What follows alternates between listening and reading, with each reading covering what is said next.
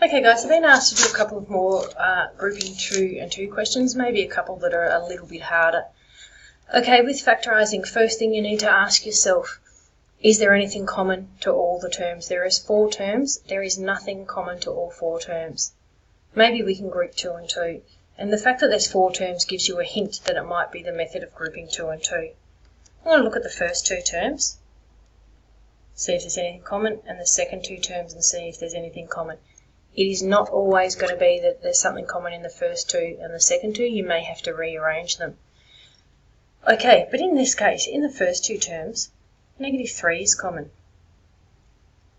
Okay, if I take -3 out, I am left with u plus v.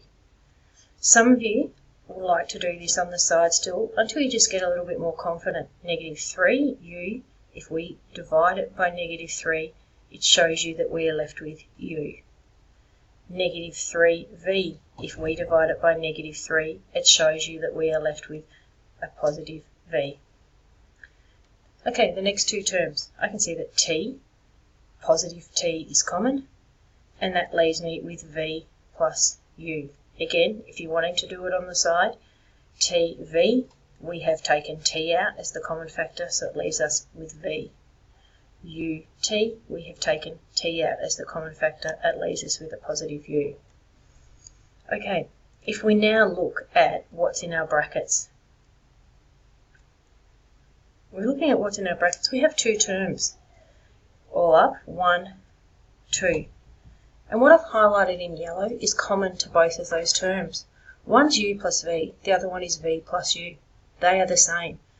So we take u plus v out as the common factor, and then with the first term we're left with -3, the second term plus 2. That is our answer. Okay, the next one I've been asked to do is this one here. Again, 4 terms. We look and see if there's anything common to all 4 terms. The answer is no. Looking at it, I'm not sure if grouping the first 2 and the second 2 is actually going to help me, so I might try and rearrange it. I'm going to rearrange it and write it like this. Okay, looking at the first 2 terms, so there's nothing common to all 4. Now I'm looking at my first 2 and my second 2. With my first 2, m is common. If I take mn, if I divide that by m, it leaves me with n. And if I take m and divide it by m, it leaves me with 1. Because remember, when you're cancelling out, you're saying how many m's in m1, how many m's in m1, so leaving you with 1. Some of you will put in like a nothing there.